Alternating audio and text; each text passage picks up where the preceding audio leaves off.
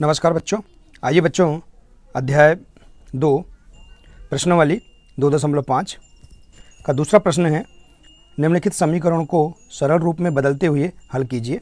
आइए बच्चों, इसके अंतर्गत जो समीकरण दिए हैं उनको हम बहुत ही सरल तरीके से हल करेंगे। आइए देखिए, 7वां समीकरण है 3t कोष्ठक में t ऋण 3 बराबर 5 कोष्ठक में 2t धन 1। आइए हम इस समीकरण को पहले सरल रूप में हम बदलते हैं। देखिए, सॉल्व करेंगे। सबसे पहले हम समीकरण को हम लिख लेंगे 3 कोष्ठक में t ऋण 3 बराबर 5 कोष्ठक में 2t धन 1। ठीक है, अब आइए इसके आगे हल करते हैं। देखिए, यहाँ पर ये जो 3 दिया है, इसका इस कोष्ठक को हटाएंगे तो इसका गुणा हो जाएगा। तो यहाँ क्या होगा 3t, ठीक है, ऋण 3 तिया 9 बराबर, देखिए यहाँ 5 का इन दोनों में गुणा हो जाएगा। तो क्या होगा यहाँ पर 5 दूनी 10t धन 5 एकम 5। ठीक है, इसके आगे देखते हैं। देखिए, अब यहाँ पर 3t और यहाँ 10t है, तो हम समान चर वालों को एक साइड कर लेंगे। ठीक है, तो देखिए यहाँ पर हम पक्षांतर करके इनको एक साइड कर लेते हैं। तो यहाँ पर हो जाएगा 3t, इसका हम पक्षांतर करके इस साइड लाएंगे तो क्या होगा धन 10t है तो ऋण 10t होगा। ठीक है, बराबर यहाँ है 5, तो हम इस ऋण 9 का पक्षांतर करेंगे तो क्या होगा धन 9। ठीक है, इसके आगे देखिए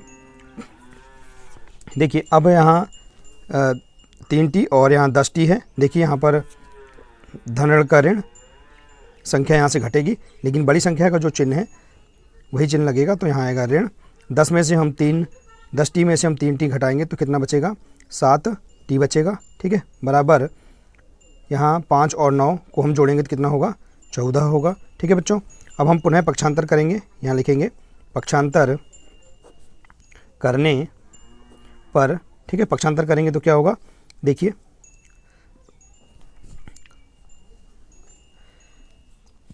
पक्षांतर करेंगे तो यहाँ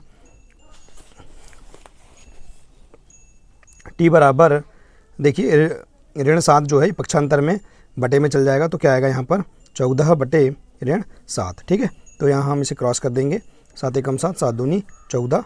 ठीक है, तो t बराबर क्या बचेगा 2 बटे ऋण 1। तो हम इसको इस प्रकार से भी लिख सकते हैं, t बराबर, इसको हम अगर सही लिखेंगे तो क्या आ जाएगा यहाँ पर ऋण 2 आ जाएगा। ठीक है, तो यहाँ पर देखिए t का मान क्या है, ऋण 2 है, तो यही क्या होगा इसका आंसर होगा। ठीक है बच्चों, तो इस प्रकार से हम इस समीकरण को हल कर सकते हैं। आइए इसी प्रकार से अगला समीकरण देखते हैं।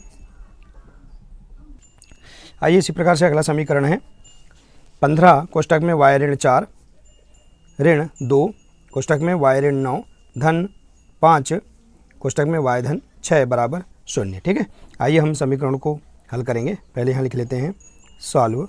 ठीक है, देखिए हम इसमें समीकरण को पहले कॉपी कर लेते हैं।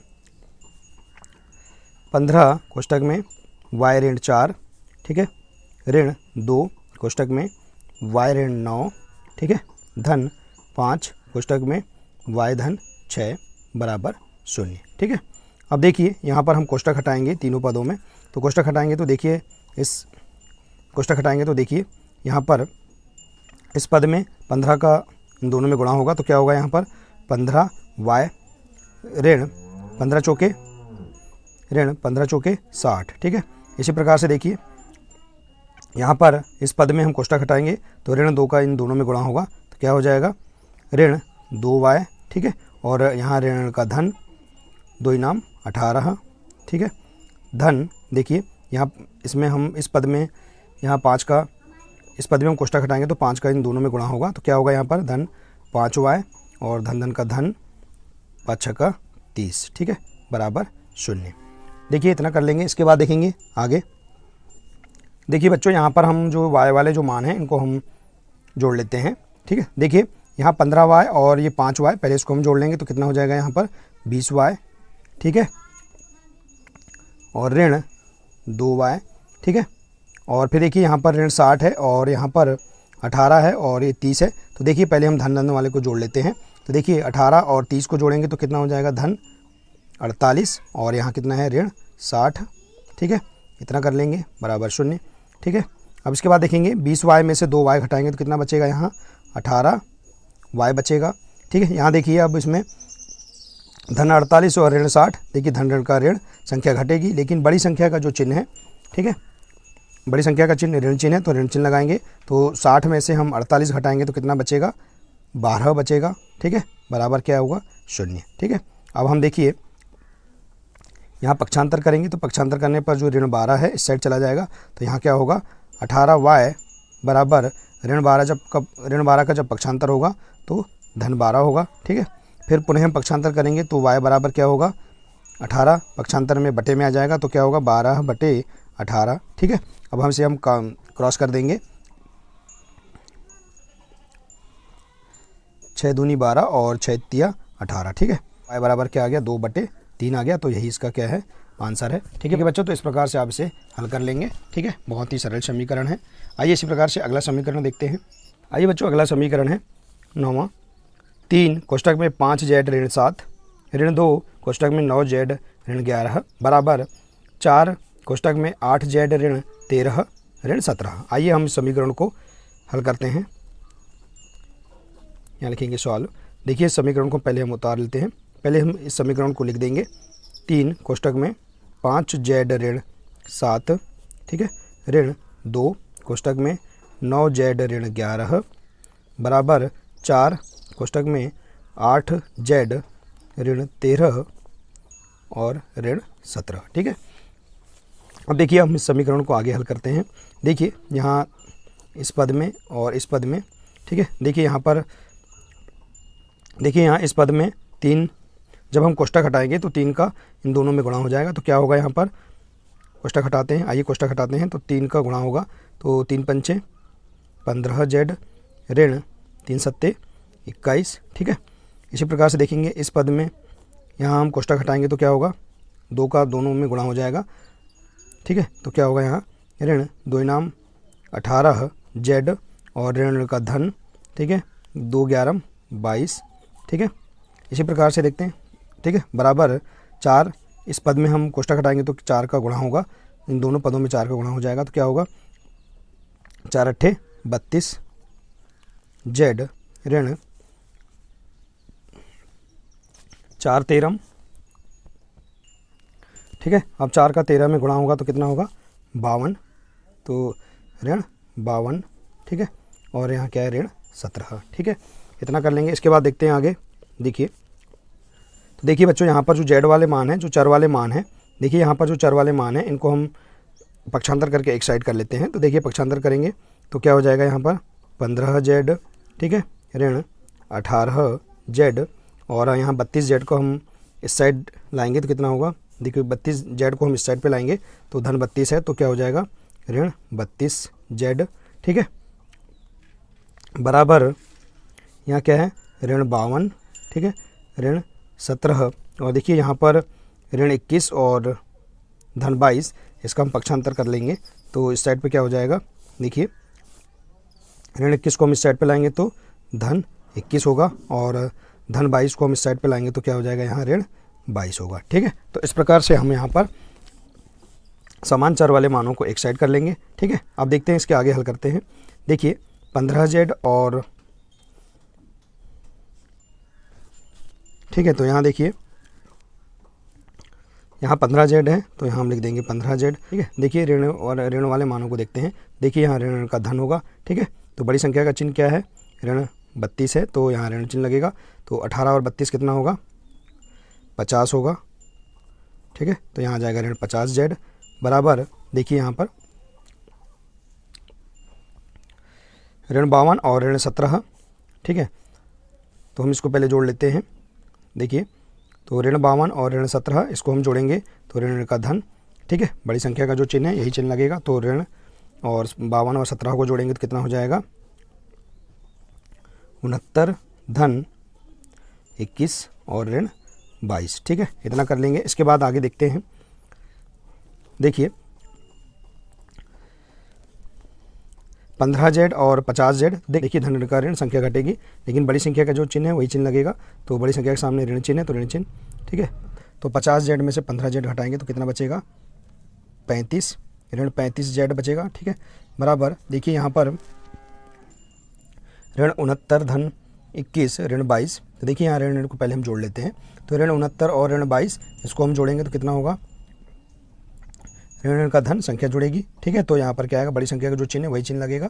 तो 69 में हम 22 को जोड़ेंगे तो कितना होगा, 91 होगा, ठीक है, धन 21, ठीक है, इतना कर लेंगे। अब इसके आगे देखते हैं, ऋण 35z बराबर देखिए यहाँ पर धन ऋण का ऋण संख्या घटेगी, लेकिन बड़ी संख्या का जो चिन्ह है वही चिन्ह लगेगा, तो यहाँ ऋण चिन्ह लगेगा। अब हम 91 में से 21 को घटाएंगे तो कितना बचेगा, यहाँ पर 70 बचेगा, ठीक है। अब देखिए यहाँ ऋण से ऋण क्रॉस हो गया। अब यहाँ देखिए क्या बचा है, 35z बराबर 70। अब हम पक्षांतर करेंगे तो z बराबर क्या होगा, 70/35, ठीक है। तो 35 एकम 35, 35 दूनी 70, ठीक है। तो यहाँ क्या आ जाएगा, तो देखिए यहाँ पर क्या आ जाएगा, z बराबर 2, ठीक है। तो z का मान क्या आ चुका है, 2 आ चुका है। तो यही क्या है, इसका आंसर है, ठीक है बच्चों। तो इस प्रकार से आप इस समीकरण को आसानी से हल कर सकते हैं, देखिए इस प्रकार से, ठीक है बच्चों। आइए इसी प्रकार से अगला समीकरण देखते हैं। आइए बच्चों अगला समीकरण है 10वां, 0.25 कोष्टक में 4f ऋण 3 बराबर 0.05 कोष्टक में 10f ऋण 9। आइए हम इस समीकरण को हल करते हैं, ठीक है। देखिए हम इस समीकरण को पहले हम लिख लेंगे। तो 0.25 कोष्टक में 4f ऋण 3 बराबर 0.05 कोष्टक में 10f ऋण 9, ठीक है। अब इसके बाद हम इसके आगे हल करते हैं। देखिए बच्चों हम यहाँ पर 0.25 यदि हम कोष्टक हटाते हैं तो यहाँ 0.25 का हम दोनों में गुणा भी कर सकते हैं, या फिर हम इसे और भी सरल तरीके से हल कर सकते हैं। देखिए 0.25 को हम पहले भिन्न में बदल लेते हैं। तो यहाँ क्या हो जाएगा, देखिए 25/दशमलव का यहाँ 1 और 2 अंक है तो 2 शून्य, ठीक है। और यहाँ क्या है, कोष्टक में 4f ऋण 3 बराबर देखिए इसी प्रकार से हम इसको भी भिन्न में बदल लेंगे। तो क्या आएगा, 5/दशमलव का यहाँ 1 और 2 अंक हैं तो 2 शून्य, और कोष्टक में क्या जाएगा, 10f ऋण 9, ठीक है। इसे हम इस प्रकार से सरल तरीके से, इस प्रकार से हम इसे सरल रूप में बदलकर हम आसानी से हल कर सकते हैं, ठीक है बच्चों। देखिए अब देखेंगे हम यहाँ पर देखिए इस पद में हम यदि कोष्टक हटाते हैं तो क्या होगा, 25/100 का दोनों में गुणा होगा। तो क्या आएगा, देखिए तो आइए कोष्टक हटाते हैं। तो यहाँ आ जाएगा 25/100 गुणा 4f, ठीक है, ऋण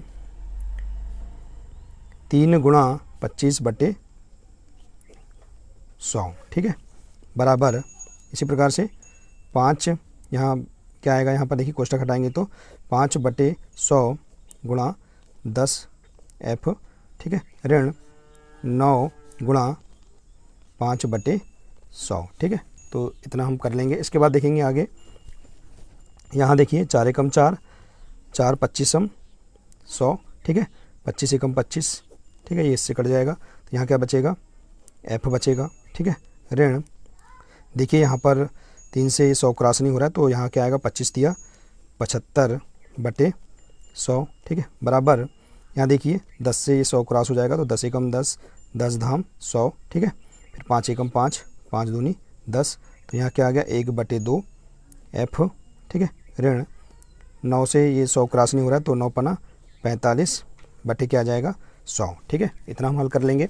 इसके बाद देखिए यहाँ पर जो समान चर वाले जो मान हैं इनको हम एक साइड कर लेते हैं।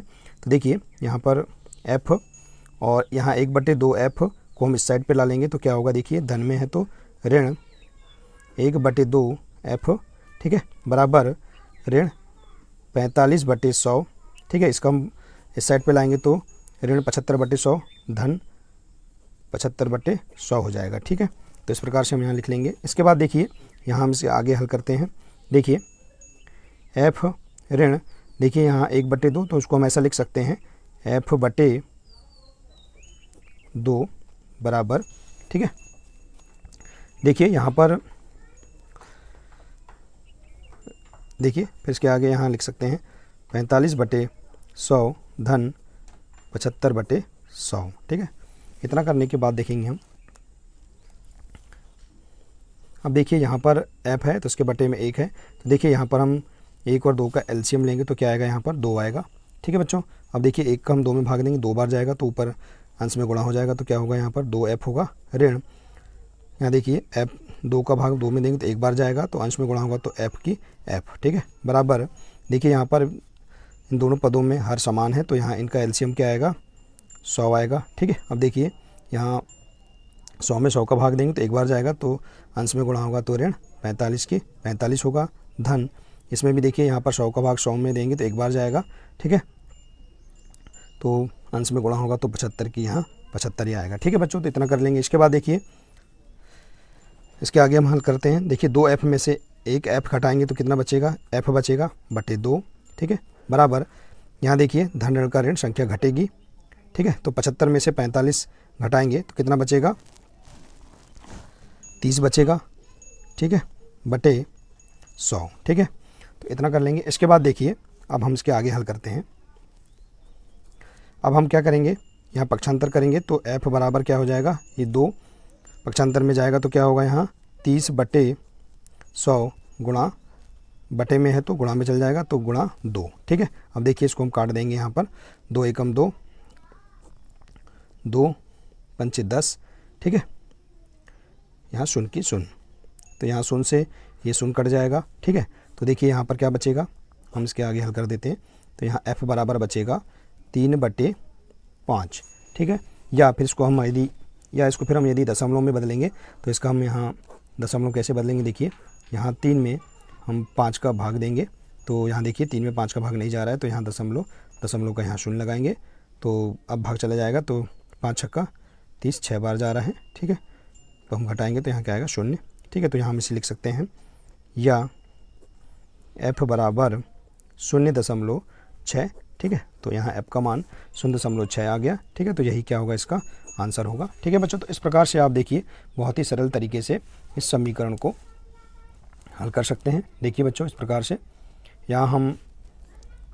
से हमने हल किया है, बहुत ही सरल है। आप यहाँ 0.25 इसका भी गुणा करके हम यहाँ पर इस समीकरण को आसानी से हल कर सकते हैं। ठीक है बच्चों, तो इस प्रकार से देखिए यहाँ पर 2.5 के सभी समीकरणों को हमने आसानी से हल कर लिया है। ठीक है बच्चों, मिलते हैं नेक्स्ट वीडियो में।